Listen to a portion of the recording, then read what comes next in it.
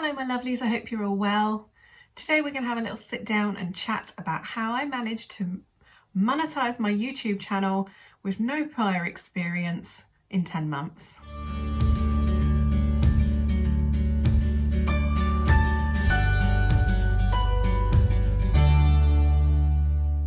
Quick disclaimer before we begin, the channel you're watching this on is not in fact the monetized channel.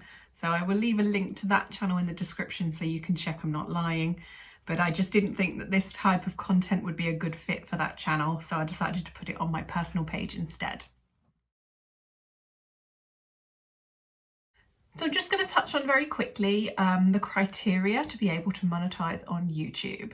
In order to run ads on your videos and therefore claim the revenue from those ads, you will need to have 1,000 subscribers and 4,000 of watched hours of content on your channel within a 12-month period. So after 12 months, your clock will reset. You also have to abide by the YouTube policies. And then once you achieve this, you can apply to become part of the YouTube Partnership Program.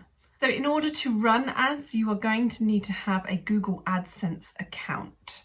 So make sure you set that up before you get to the monetization, because otherwise it's just going to hold everything up, because it can take a little while for that to come through. So I started that channel during the pandemic, and this was an attempt for me to try and make a little bit of income. Just for a bit of background, I'm a stay-at-home mum. I did have a little part-time job pre-pandemic, but obviously everything got shut down, didn't it? So that little bit of income I had coming in ceased to exist. So I was sort of scratching my head, what can I do? I need to be able to do something from home because, you know, I have my little girl. And, you know, I was already on YouTube with this channel, and I thought, why not start a new channel and, you know, really try and devote as much time as I can to it and see where we go. So in terms of choosing which content to create, I was inspired by channels like That Chapter and Bailey Sarian, making the true crime related content. It was what I was mostly interested in, and I thought, hey, I wouldn't mind a slice of that pie. You know, some of these channels are wildly successful, relating crime stories, and I figured, yeah, I can do that. One thing I didn't bank on though was lack of time. You know, being a stay-at-home mum, I don't have a whole lot of time on my hands, and I realised pretty quickly on that I couldn't really make the kind of content that they were making. I didn't have the time to dedicate to the amount of research. When I was making that content, I would be lucky if I could put up one video a week, or even one video every 2 weeks. You know, that it's very time consuming creating that kind of content. There's a lot of research involved. So I then started making more reaction videos, and I actually had to Google how to make a reaction video because I was completely clueless. So I started watching some of, it was still crime related content, but I was reacting to crime related content more than making my own. And that sort of got me a few subscribers. I was sort of sitting at the couple of 100, 300, something like that. There was a point where my channel started to grow, and this was completely random. So everything I had been making was crime related. The fact that I'm a veteran never even registered in my brain as that I could make content relating to that. But we had Armed Forces Day or Veterans Day or something like that. And I thought, why don't I, as a veteran, watch some military recruitment ads and kind of give my 2 cents on these adverts and how good they are. And so I made that, and then I went straight back to making my usual crime related content and thought nothing more about it. A few months later though, that video got picked up by YouTube and started getting recommended. And before I knew it, that video had over 60,000 views, and I'd picked up a few more subscribers. I was still nowhere near being able to monetize, but the amount of views that video received took me over the threshold of the 4,000 watch hours. So this is when I really began to take things seriously, and I realized that the military content could be something for the future of my channel. It was obviously something people were interested in. So this was when I really started researching how to succeed on YouTube. And I found a Think Media channel and sort of consumed as much of their content as I could, and really, you know, sort of dedicated myself to the pursuit of becoming monetized. Until then, it was kind of like a pipe dream, really. It was something I wanted, but I didn't know how to achieve it. And I was kind of just floating around in the ether of YouTube, and, you know, there was nothing definite in place.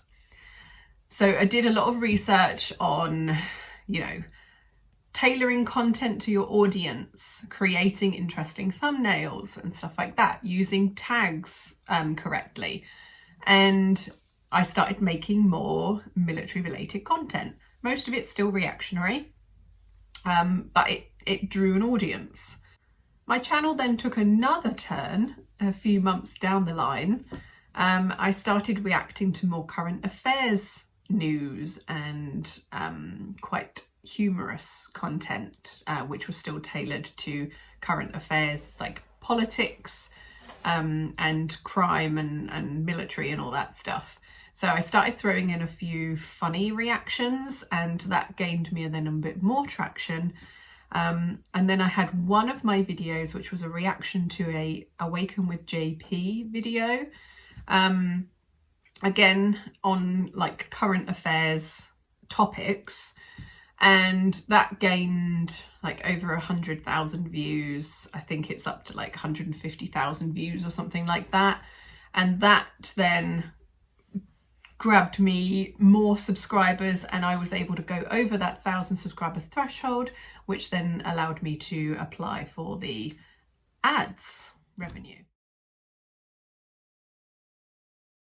So in terms of tips for creators who are looking to monetize, it all depends on what kind of content you're making, but you need to think about your audience and what your audience wants to watch. What I found out was when I made the military recruitment advertisement video and that started getting recommended, yes, it gained tens of thousands of views, but there was nothing else on my channel like that. Everything else was crime related. So it gained me all those views and it got me over the watch hours, but it didn't gain me a lot of subscribers because there was nothing else on my channel that they would have been interested in watching. So I think if you're creating content, it needs to be similar to you need to create similar content so that there's more than one video for potential subscribers to watch. Most people aren't going to subscribe to your channel after watching just one video, and especially not if nothing else on your channel is like that video or around the same subject as that video. A lot of people say don't try to get viral. To a certain extent, I agree with that. I have had a couple go a little bit viral for me in that YouTube recommended them to people. I've had maybe 4 or 5 videos get recommended now, and it draws people to your channel. So if you can tailor things into trending topics as well, then that's going to bring more people to your channel. If you're looking at getting monetized, I highly suggest that you apply for your Google AdSense account now, don't delay. And then as obviously I'm a non-US citizen, so I had to do a tax declaration form and all that stuff, but I can make a separate video if you like on what to do when you reach monetization. And I will also make a separate video on what I get paid in my first month of being monetized, if you're interested in that. So if you want to hear more about my YouTube experience, then hit the subscribe button, and I will see you very soon.